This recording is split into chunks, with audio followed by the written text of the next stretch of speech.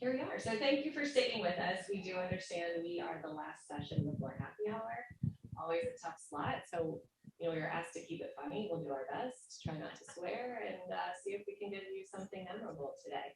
So, like I said, I'm Jenny Holleran. I'm with Kroger, specifically Kroger Precision Marketing. So the media arm of the best grocer, in my opinion, in the world. And I'm joined today with two really exciting panelists in some areas that are near and dear to my heart in the fitness industry. And then also, I think we decided ketchup, mac and cheese, those were the front runners for me with Kraft Heinz. So. Yeah, and I'm Eric Mills. I run innovation for a fast fresh meals platform at the Kraft Heinz company.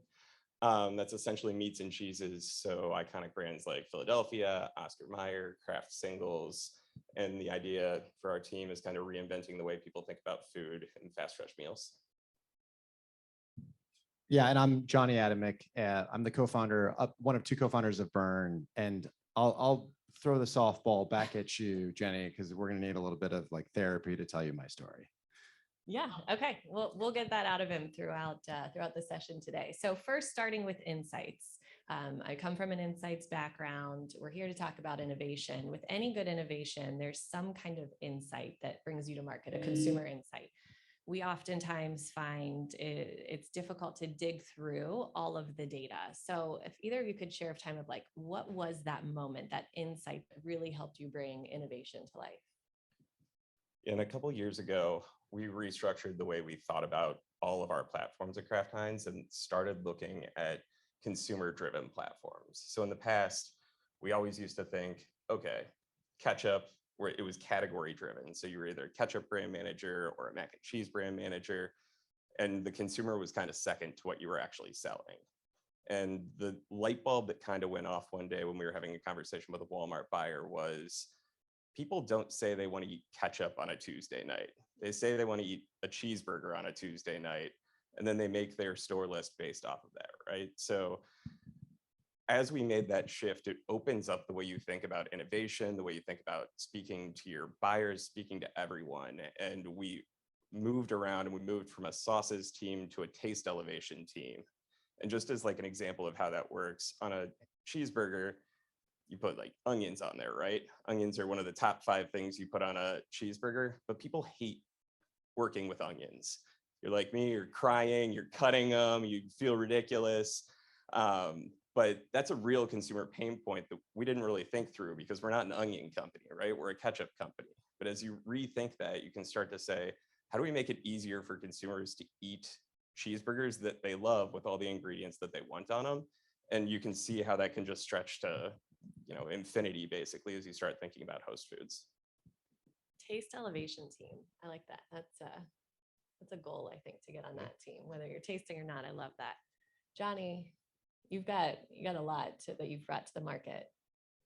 Yeah, and I think one of the things we were talking about earlier this week was it was like being fearless. Was that that was one of the things. Yep. And we were forced into this new chapter. By the way, that's my COVID beard. I'm so proud of it. Like it's my headshot for everything. And then you meet me in person, you're like, wait a minute, that's not you. And that's also actually bracing my past life, which is also part of my current life, which is cold. So Brrrn was founded by Jimmy T. Martin and I in 2018 in New York City. And we were, before COVID, the big pandemic, the world's first cool temperature boutique fitness studio. So what does that mean? Well, it means we exercise people in a giant fridge set to 50 degrees in the heart of Flatiron, Chelsea. Peter Bryant, the architect of SoulCycle, was our architect. He was one of our first investors, and it was awesome. Après-ski vibe, really cool, chic, amazing community of Manhattanites. People from all over the world came to Brrrn, and we had 23,000 people that came through our doors. My background is in public health. I worked for Mayor Bloomberg on his obesity task force, so I've always been interested in the intersection of health and society. So, public health is marketing, and the idea was inspired by my business partner who lost his wife to cancer at the age of 29. So really, really heartfelt story. And backed tremendously by believers in a community of angel investors. And then this pandemic happened. We didn't see it coming, but we were always future-proofing our brand.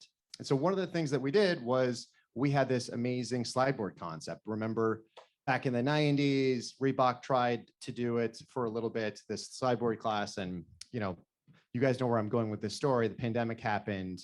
We were forced to close, let go our team of 25 people. We had to move fast. And the innovation was forced upon us. And it was very clear what we needed to do.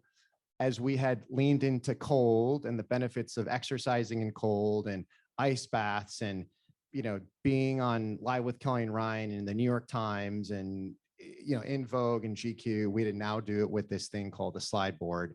And we put all of that energy and all of those tools to work.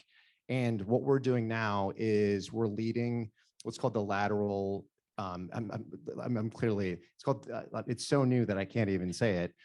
Lateral conditioning, right? Side to side training and the benefits of lateral conditioning. So that's where we are. We're 2 years in, and we have Apollo Ono, the former Olympic speed skater. He's the most decorated winter athlete. He is an investor and partner, and he's helping us champion this new movement in fitness. Whew, thank you. Gosh, my stand-up special, it will be launching next week on Netflix. All right, we'll give you a breather, catch your breath from that one. Yes, no, one of the things I love most about, this event, dinner last night, the energy across the entire industry, different industries is absolutely incredible right now. We've all experienced all of these things together, from a pandemic to supply chain to inflation. So we're all kind of at this, breaking point and creating an industry together. So how you've pivoted is, it doesn't matter if you're fitness, if you're CPG, if you're in retail, it's a really exciting time to be in this space. So speaking of creativity, how do you keep your team motivated? How are you, setting them up, able to fail, creative thinking in a time like this? So I think the biggest things to me, regardless of what you're doing, are empowerment and ownership. And the reason that is you always put your best foot forward when it's something that your face is going to be on, right? That's a natural tendency that people are going to have. So if I sit there and I tell my team, go make this deck, I'm going to go present it to somebody, they're maybe not going to check as many details. I believe they will, because they're all awesome people. But I think there's a natural tendency to take your foot off the gas a little bit. So I think it starts with there across the board.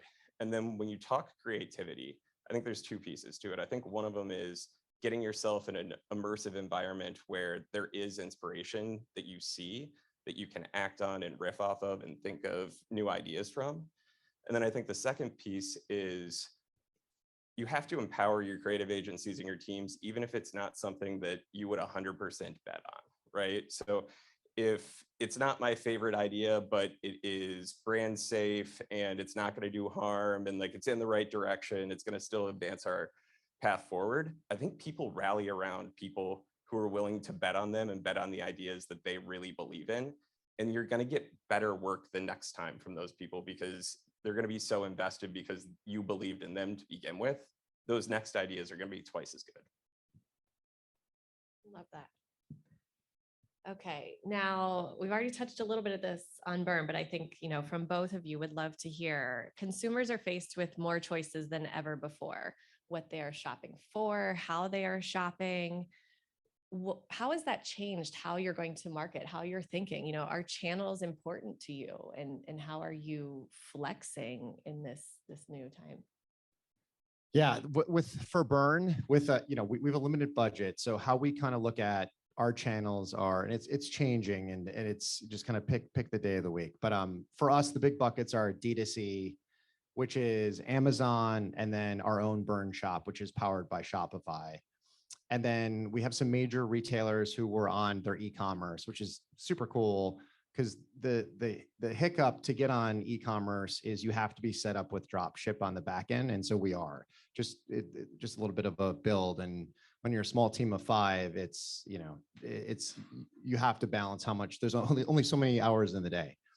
And so with that, even, for example, we're on target.com, and, for us, that's brand awareness. It's we're competing with, people that are working with Roundel. We're competing with which we're putting more dollars on Criteo, which is their in-site tool for basically with SEO.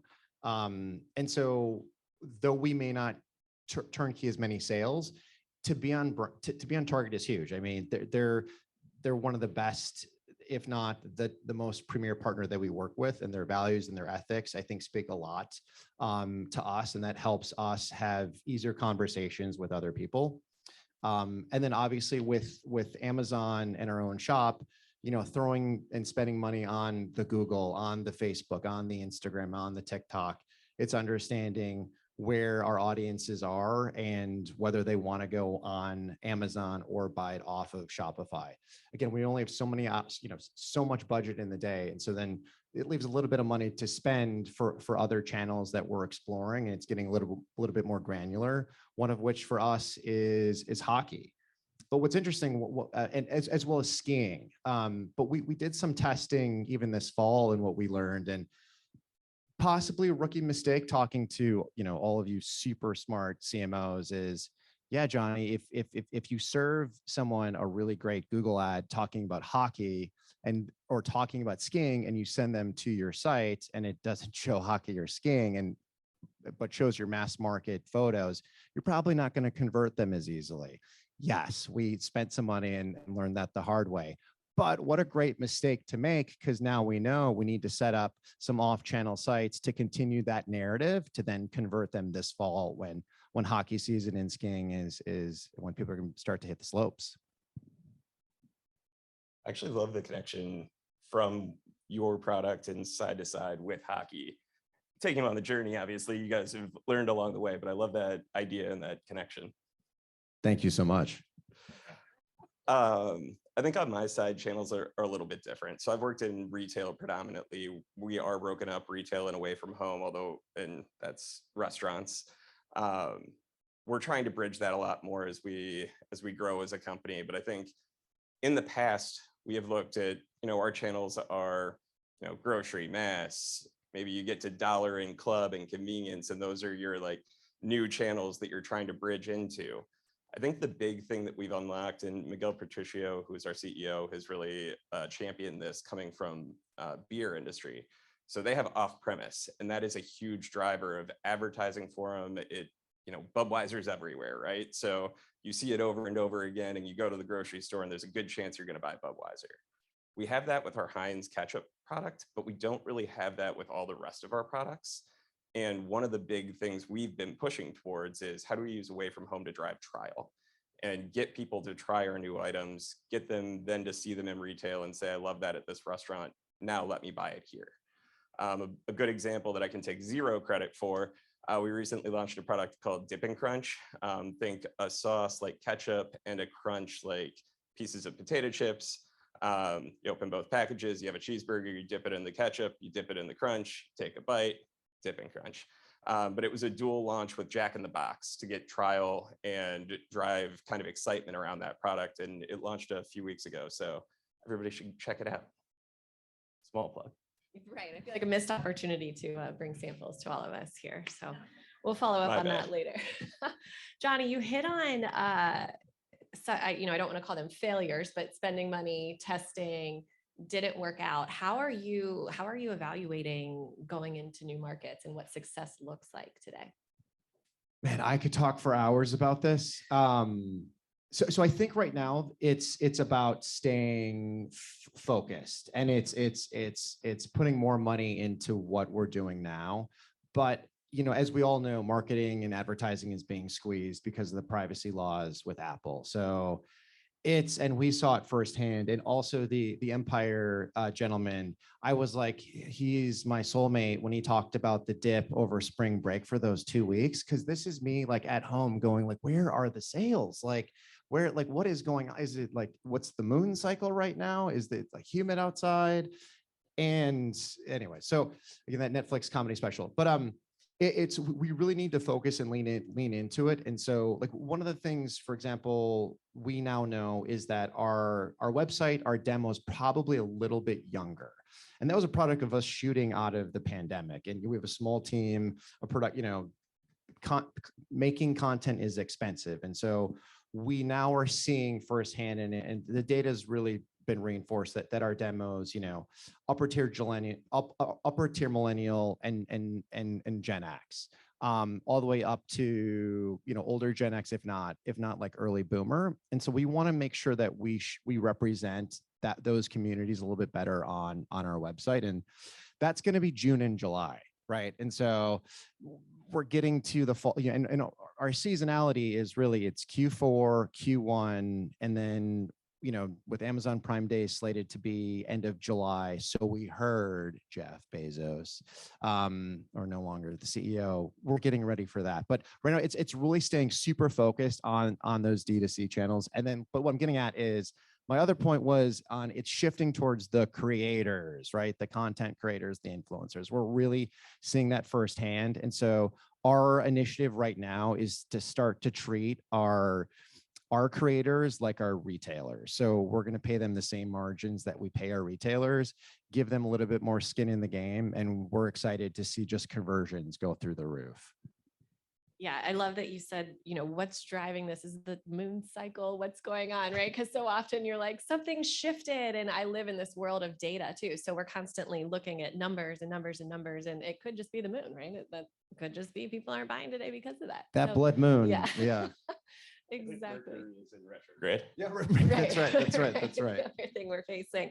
What about at Kraft? How are you measuring success and failures when getting something like dip and crunch? See, you should have brought it. I would have remembered it. But how are you measuring success of those products?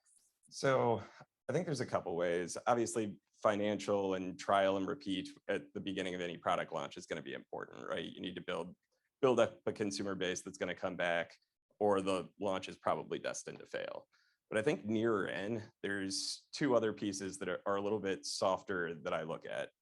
The first one is how close to the original concept is what we're actually launching. So for anybody who's ever ran innovation or worked on innovation, what you test originally as a concept and what you actually launch into market aren't necessarily a perfect one-to-one.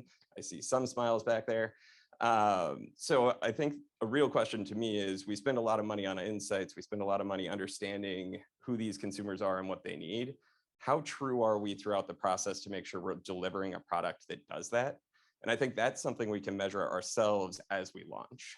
And then the second piece is how buttoned up are we through our execution process to ensure that what we're doing is building equity with our retailers and our consumers and not spending equity in order to get those products in store.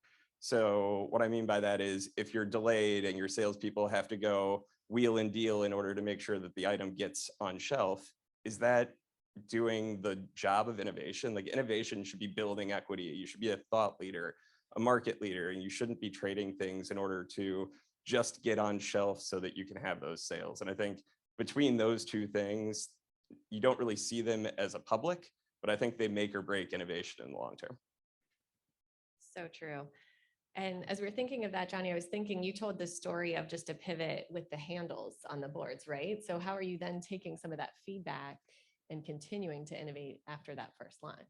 Yeah, and when we're talking earlier this week, one of the things that happened when we launched the boards, what's interesting is we'd so many people come through our studio. So it was free research market data, and we survey monkey people. And I was in that studio in Manhattan for 2 years every day talking to people. And these boards were beautiful. We really innovated this, the slide boards have been around for 50 years. And no joke, all competitive athletes train on slide boards, from Steph Curry to Jordan used to train on slide boards, to Serena Williams, NFL, NHL, baseball, hockey, everyone uses them who's competitive. But so we gave it a really beautiful facelift, a makeover, if you will, wood bumpers.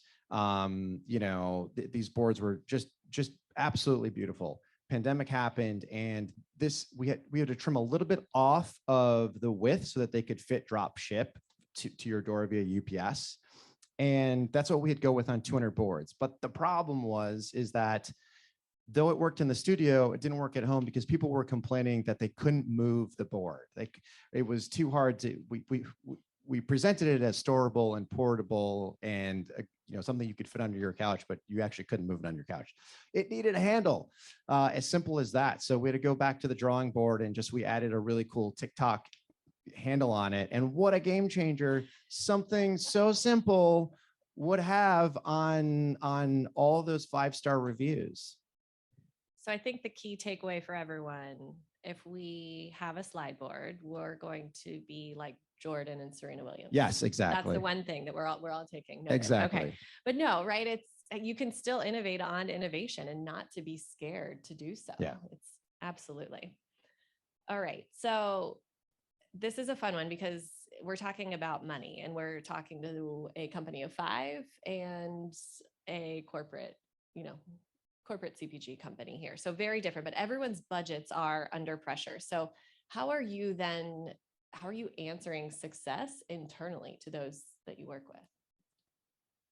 In terms of, like, how are you evaluating your budgets as you're going out there and testing? Do you have the flexibility to fail and to come back and show that success? yeah, no, I think the way we have always looked at innovation, or I guess innovation within the media space, is you shouldn't put all of your dollars against things that are, trial, new to market. You have to have some proven, some mostly proven, and then you reserve some dollars to try out new ways of working, new companies, new vendors, to give you that upside potentially. Back when social happened, nobody invested anything there. And had you been investing there, your company probably would have grown much faster than others that ignored it. And I think the idea here is we should always have some dollars associated with those channels. But you have to pick and choose the ones you think are going to be most powerful and the ones that fit most with your campaign too. It shouldn't be, you have these big, stunning visuals, but all you're playing is radio. Like, that's not going to help you too much, right? 100%. I think it's the measurement component of that too, right? You always hear like, what's driving the most conversion because it's closest to that point of purchase. But if you're not up there and driving that awareness, radio, visuals, then you're not even going to get to that lower purchase. Yeah. What's interesting and gosh, I have to say, I love Kraft Heinz mustard, by the way. I have a mustard recipe for salad that I will share with you at the end of this session. And I will love to give it to Kraft Heinz for free to promote. Well, if you heard want. it, we'll take want. it. Stay tuned with like arugula, and you have to have good onions with it. Yeah, I'm giving it to everybody. So what's interesting with us is to get data takes an awful lot of work, and I spent a lot of time being the glue behind the scenes. And so for example, we hired a financial modeling firm. They're called Bain. Hire them. They're amazing. They're the bedrock of our business. But to get the modeling set up from OpEx to marketing spend to board and inventory to consultants, and modeling that out, you have to model out over 2, 3. You guys all know this, and it's that takes a lot of work. And then you have to work with your accounting team to get the actual numbers month over month. And then you have to query them and put them together. Then you got to look at them and the over under and the delta. That's like a week. That's like, and then I haven't even gotten to the business yet, So it's like I'm saying, speaking to the bigger companies, the more mature companies, is don't take for granted your data people and the widgets on the back end, because it took a lot of human power to get there, and it's invaluable. It's an invaluable resource for us. And even to add to that, something interesting is we missed out on Q4 sales last year because of the pandemic supply chain. So we set up manufacturing in Asia. We tried to make the boards in the States. It was a supply chain disaster just because no one had done it before, and it was too expensive. So we had to outsource to Asia. We're now bringing the boards back to Ohio, looking for Cincinnati plug. Cincinnati. But our boards were stuck on the boats from in Long Beach port from October 15th through January 15th, and it sucked. We missed out on, for us, it was about $300,000 in sales, and that we had to then I totally reworked the books then and the forecasting for this year. And it's, being a startup, we weren't able to pay some of our vendors. We love you vendors. We're paying you soon. But they've been committed with us because they see the opportunity and they see the ROAS and they see the big vision, and they love my jokes. So they are continuing to work with us, but it's data at the end of the end. Yeah, you guys all know it's data, but it takes someone to get those data and to look at those data and to analyze those data. Yep, the right data for sure. Before we open it up to some Q&A, any words of wisdom, any final points that you want everyone to leave with outside of the mustard recipe that you'll be sharing with everyone? I mean, lesson learned is, for me, is simple. And we learned this at the studio. One example is we launched with 3 different temperatures. We had a 45-degree class, a 50-degree class, and a 55-degree class, and it was just too confusing. So we went all in on 50. Made sense. With what we're doing with Brrrn is we launched with a subscription platform that had all access and basic access. And basic access is no longer alive. We killed that darling. And it was my idea going, we're going to be a full brand. We're going to be a fitness brand. We're not just going to do slide boards. We're going to do yoga and hits and all these things. And we still have them on the app, but it was confusing to people going, what platform am I? And it's go all in. We're a slide board company. That's what we do. Cold. We're a cold temperature company. We're 50 degrees. So just simple in all messaging. Even a commercial we did recently, we showed we showed a mom working out. We showed her mother working out, and then we pivoted to a dad with his son playing hockey, and it was too much. We're trying to show kind of like that whole family, that the whole family can do it. Too many story arcs, too many narratives. It really have to get. We should have. The 15 seconds should have been just the mom working out, or for that sake, the 30 seconds. So we're continuing to learn simple is the key. So I'll reinforce 2 things that you said. Please. One, data, very important. I would say how you use data to understand who your consumer is, what's important to them, what makes them tick, and what drives their decisions during the day at the point of the day that you're actually trying to speak to them. That is incredibly important, which drives insights that need to be simple in order for people to understand. If you end up having to spend 5 minutes to explain an insight to somebody, it's not an insight, it's a very complicated story. Your insight should be snap. If you can't explain it in 2 sentences or less, it's already too complicated. Focus, and that'll probably unlock a lot of doors for you. Okay, questions? 3. Oh, okay. 1. Anyone? Maybe 2. First of all, Johnny and I have become best friends, so we've chatted a lot. Yes. And I do love your product. But I have a question about audio. Again, you're sitting here at Odyssey, and specifically for CPG, because we do a lot of business with CPG companies. But how do you view audio now, just with obviously the rise in streaming and podcasting and innovations in measurement? I mean, we're talking a lot about data and insights, but how has Kraft Heinz kind of followed that path? Or do you? Are you still figuring that out? Yeah, I think it depends on the category and the manager for sure. I would say you need to meet your consumer where they are, where they look at or listen to creative. So if they're listening to the radio all the time and that's 90% of the media they're consuming, you probably need to be on radio. If they're across 15 different channels and you're trying to figure out your mix, that's probably a portion of it.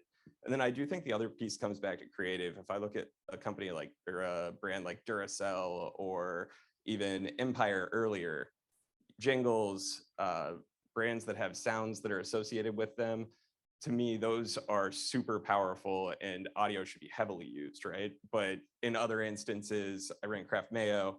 We didn't have a whole lot of sound associated with us, and you can't get a lot of sound from Mayo. So big, stunning visuals made a little bit more sense. So I think part of it plays in there as well. Okay, well, thank you, Johnny. Thank you, Eric. Thank you, Brand Innovators. This was a great day. Thank you. Thank you. Thanks, everybody.